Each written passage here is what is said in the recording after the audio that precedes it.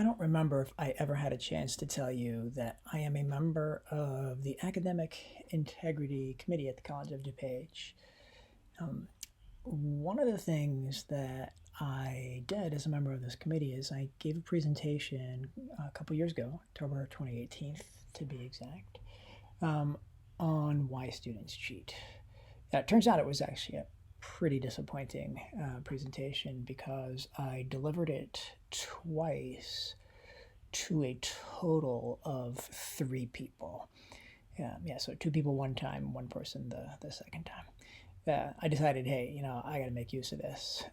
So I have been using the presentation in a somewhat adapted form in my classes since then. So you are actually seeing a version of something that I had prepared for an audience of faculty, administrators, and other staff, and students at the college. And I did decide on purpose to kind of keep it that way because I kind of want you to see a little bit of a viewpoint from behind the scenes, from faculty and from administrators' perspectives. Now, you might also wonder, why is he doing this so late in the semester? You're supposed to give information about academic honesty on the syllabus and then talk about how important it is. And you will see that that is an important factor. But I made a conscious decision to not talk about it until now and kind of risk that you might think that I'm not, that I don't care so much about it.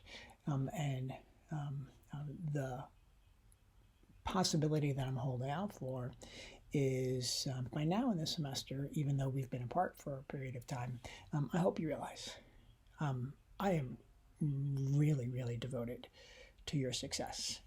I care a lot about what happens to you, and the things that I want to share with you, I really think can help you. And so I'm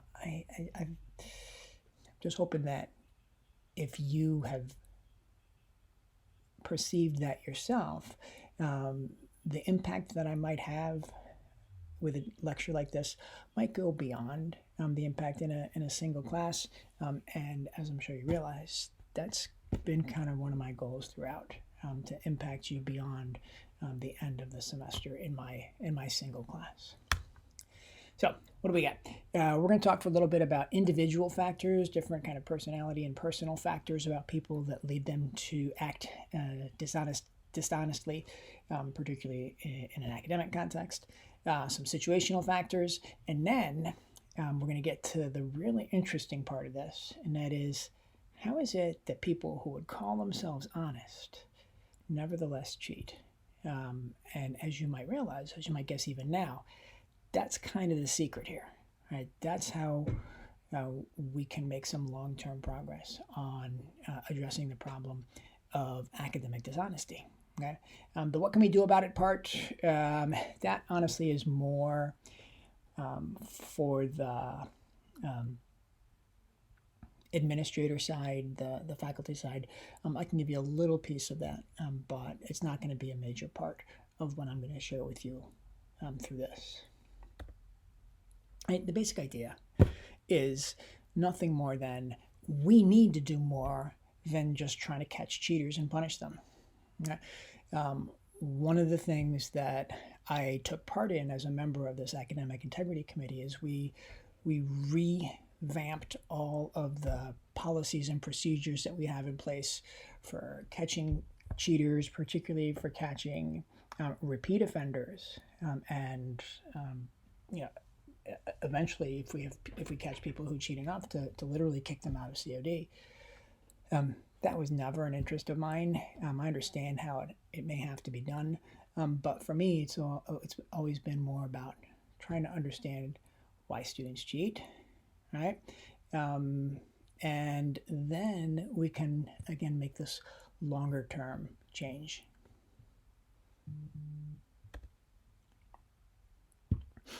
So, some of the individual factors that you want to perhaps keep in mind. This is my favorite slide. I hope it's your favorite slide too. This is a bunch of villains. Okay, In case you don't recognize them, aren't familiar with them, this, of course, is the Wicked Witch of the West. West from the Wizard of Oz. Okay. This is Plankton from SpongeBob. This, of course, is Voldemort from the Harry Potter movies and books. This is someone you quite possibly don't know. This is Snidely Whiplash. He was the villain in a cartoon that I used to watch when I was growing up called Dudley Do-Right. And this guy here, if you don't know Yosemite Sam, you have to stop this video right now, this lecture right now. You have to find Bugs Bunny, and you have to watch Bugs Bunny. Okay? Bugs Bunny is one of the best cartoons in the history of the world. It is the original cartoon that appeals to both adults and children. And so, again, if you don't know Yosemite Sam, he was actually developed because the original villain on Bugs Bunny, Elmer Fudd, was deemed too stupid, right? So, Yosemite Sam. Why am I doing this? Why am I showing you my favorite slide, a bunch of villains? Well, because it turns out some people are just jerks. Right? So one reason why some people cheat is they're just nasty people. Okay? To tie this to some material that we've had in the class already, remember the big 5 personality factors. O for openness, C for conscientiousness, E for extroversion, A for agreeableness, and N for neuroticism, forms ocean. Those 5 factors had been considered independent for many, many years, that there's no relationship between them. But it turns out if you can take data from lots and lots of sources and put them together as if you've got one giant study, a little bit like a meta-analysis, you actually can find some relationships that individual studies didn't discover.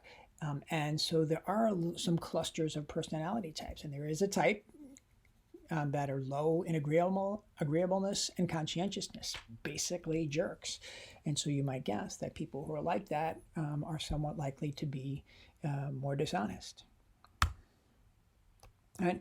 Beyond that, you might remember the Hexaco model, an extension of the big 5 personality factors to include honesty, humility. Most of the research that looks at personality factors actually uses the Hexaco model, and we have found that it does actually predict pretty well. Gender and age. Males cheat at higher rates than females. Age is interesting.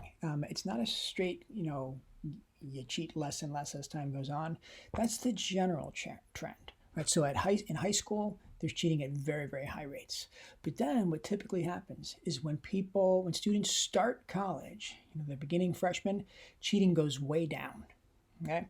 And then after they kind of figure their way around and they discover, oh, wait, it's really not that different from high school after all, kind of jumps back up again, and then it kind of declines rather steadily throughout the rest of college, so that seniors cheat at a much lower rate than freshmen. GPA, interesting here. Students who cheat have lower GPAs. I think part of what that means is it's not working. Okay. Next couple here, I kind of think of these as the students who are too busy kind of thing, right? So they have a lot of family responsibilities. If they work many, many, many hours, more likely to cheat. Some extracurricular activities, some athletic teams, there's even kind of a culture of cheating. Okay. Risk-taking tendencies. This is going to partially explain the gender relationship that I mentioned a little bit ago. Males are more likely to take risks. They're more likely to cheat. And then remember extrinsic and intrinsic motivation. Students who are taking classes because they love to learn, it would make no sense at all to them to be cheating. Students who are doing it just to get a grade, to get into a better school, to get into a better career, they are more likely to cheat. Okay. Now, these are pretty good, but the truth is, they're not that important. Okay? So this slide here is way more important than everything that I've said to you so far. Okay, all those personality factors, all those things about being on sports teams and risk-taking tendencies, extrinsic motivation, they do not account for a large portion of cheating behaviors. Okay, instead, it's these situational factors. Okay? It's the contextual factors. Okay? I tried to divide these into kind of institution factors and then individual classroom factors. It's not a clear distinction. It's kind of hard to do, but for the most part, the ones that are on this slide are things that would be true of an institution as a whole, and then the next slide are more things that are characteristics in individual classrooms. Right. So, what are the perceived rewards for cheating, and going along with that, the likelihood of being caught, okay, and punished. Most people realize if you cheat, you're probably going to get away with it. In many cases, the rewards can be significant, right? You might pass a class that you weren't going to, right? So, things like that. And those are things that they tend to be true of an institution in general, right? Obviously, there are always differences between individual classes, individual faculty members, but institutions have kind of a culture about these things. Same idea as the social norms, right? So social norms basically how many other people cheat. I'm going to say something right now that's going to sound terrifying. Okay? And that is, if I had to guess, my guess would be that 70% of the people listening to this lecture have cheated. Because that's the social norm. 70% of the students will admit to have committed academic dishonesty. And I'll fix that later because it's not as bad as it sounds, but it is what it is. Peer approval, disapproval. So if you think your peers approve, this one, I wasn't quite sure where to fit this one. This doesn't feel exactly like an institution one, but it is at least a contextual one. Right? Honor code. Honor codes actually work. Some people make fun of them, but their expectations are out of whack. Right? I'm not saying that if a school has an honor code, there's no cheating, and if they don't have an honor code, there's cheating all over the place. There's about a 10% reduction in cheating. That seems pretty significant for just one simple policy that could be instituted. Okay. And then the other thing is, to what extent do you as a student and do you think that other students understand the academic honesty policy? If we were face-to-face in class, I would be asking you right now how many people have read the honesty policy, and virtually nobody would raise your hand. You don't even know where it is, despite the fact that it's actually linked to our syllabus. Right? That's not your fault. We at the College of DuPage have done a terrible job at articulating the academic honesty policies that we have.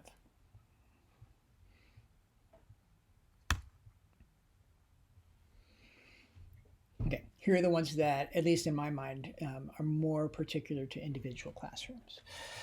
So what do I tell you? And this is why, remember when I started this out, this is why it makes some sense for me to have done this on the first day of the semester. If I tell you immediately that I care deeply about academic honesty, that might make you less likely to commit it. Honesty pledges, right? So, for example, before you take an exam, some faculty members might ask you to promise to not cheat, right? Fairness of exams. If you think an exam is unfair, you're more likely to cheat. Classrooms that are not personalized, where maybe you have this yourself. You may have faculty members, you don't even know their name. You certainly have faculty members that don't know your name. Remember, I did finally, right before we parted company, I did finally learn everybody's name. Okay. Performance versus learning orientation. This is kind of similar to the idea of intrinsic versus extrinsic motivation, but this is what I as a faculty member would do. Do I just care about you doing well, getting points on exams and getting points for things, or do I actually care about you learning material and using that material? Okay. And then the extent to which it's just giving you a bunch of useless information. And then perhaps one of the key ones that we as faculty members try very, very actively to control is what's your opportunity to cheat. Okay. So, for example, picture coming in to take a test, and the chairs are rearranged so that they're really, really far from each other. So you can't possibly see close enough, be close enough to see somebody else's test. Um, um, we have faculty members who use these little blinders. They at the college to buy them, just little cardboard cutouts that go up the side of your desk so you literally can't see anybody else's paper, like we were in middle school. And I want to follow up with those ideas a little bit, because we have some people at the College of DuPage. I'm a little scared about putting this as a recording, but we have some people at the College of DuPage who are generally thought of as heroes, if you will, with respect to their prevention of cheating, right? People who do all those things that I mentioned and more. Give alternative versions of tests so that the person you're sitting next to doesn't even have the same version as you, and so on and so forth, up and down the line. Okay, and here's what I think. I think that's actually a mistake. Okay, here's why they're thought of as heroes. They probably have very, very low rates of cheating in their individual class. There's very little opportunity to do it. Okay. But I think the long-term results, and this is based on a synthesis of research. I'm not making this up out of thin air. They're based on an assumption, okay? And that assumption is that you want to cheat, and it's my job to stop you because you're a bunch of jerks, right? And I just need to stop you. But remember what I just told you a few minutes ago. It's not that people are bad. People are cheaters. It's that there are these contextual situational factors. Okay, so I don't want to start with that assumption. Okay, and the other thing is, now it's all on me as the faculty member to come up with these great techniques for catching you or stopping you. And that's not really what we're trying to do. I mean, I don't want you to not cheat because you might get caught. I want you to not cheat because it's the wrong thing to do, right?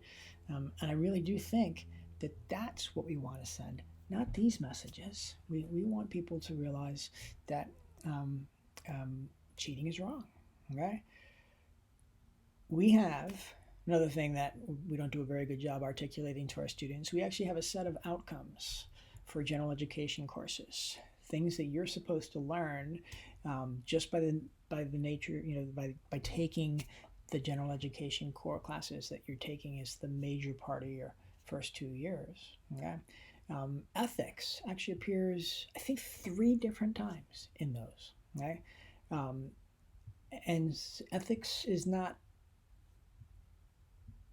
cheating to prevent getting caught. It's not cheating because it's wrong, because it's unethical. Okay, so where are we now?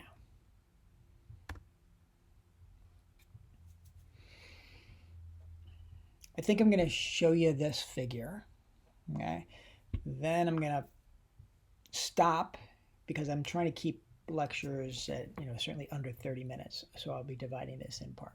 Okay, and this will be sort of a teaser for the next part because this will be the thing that's interesting. So consider this all people, okay, or in the case of school, this is all students. Okay, that is the number of people or number of students who cheat. Okay, that is a circle that is 70% the size of the large circle.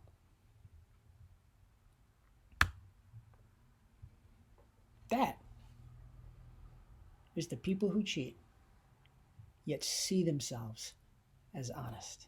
They're not lying.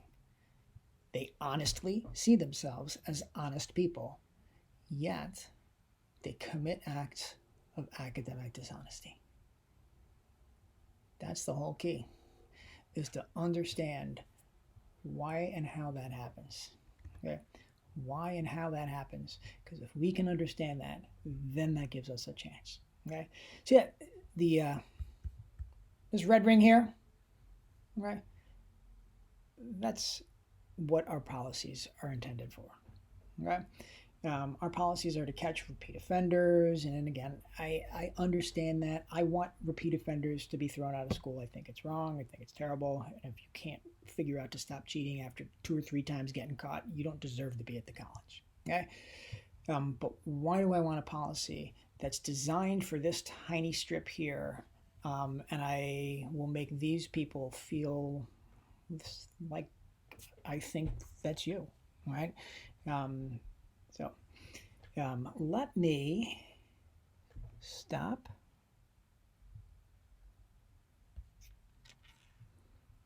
And again, just pick this up with a second part whenever you are re-energized and ready to go again.